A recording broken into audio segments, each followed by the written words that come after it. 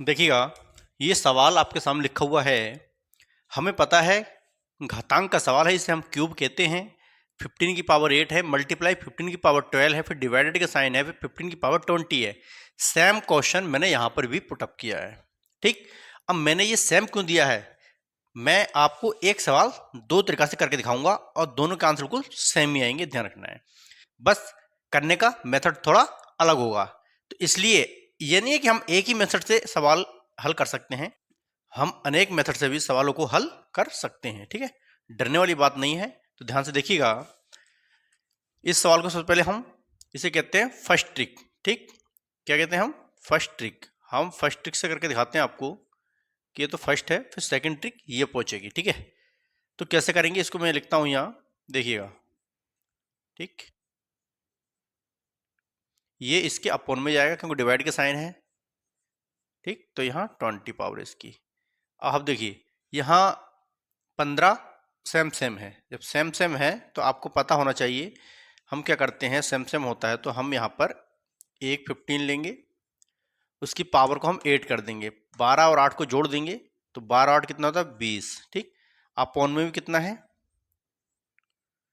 15 की पावर कितनी है 20 है, 20 है। ठीक है, अब बिल्कुल सेम दिखाई दे रहा होगा आपको। जब सेम दिखाई दे रहा है तो ये एक बार में जाएगा। ठीक है, तो इसका आंसर कितना आएगा, 1 आएगा। ठीक, इस स्टेप से ये सवाल देखिए अब कैसे होगा। हैज यही बिल्कुल सेम सवाल है, सेम क्वेश्चन है, तो कैसे करेंगे इसको ये हमें ध्यान से देखना है। ये सेकंड ट्रिक है। कौन सी ट्रिक है? ये सेकंड ट्रिक है।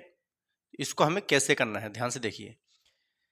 फिर इसका फॉर्मूला लेके आएंगे, 15 की पावर 8 मल्टीप्लाई 15 की पावर कितनी है 12। ठीक, इसको कहाँ लगाएंगे, क्यों डिवाइड में, मतलब अपॉन में। डिवाइड का मतलब क्या होता है, अपॉन में होती है संख्या। ठीक है, अब ध्यान से देखिएगा।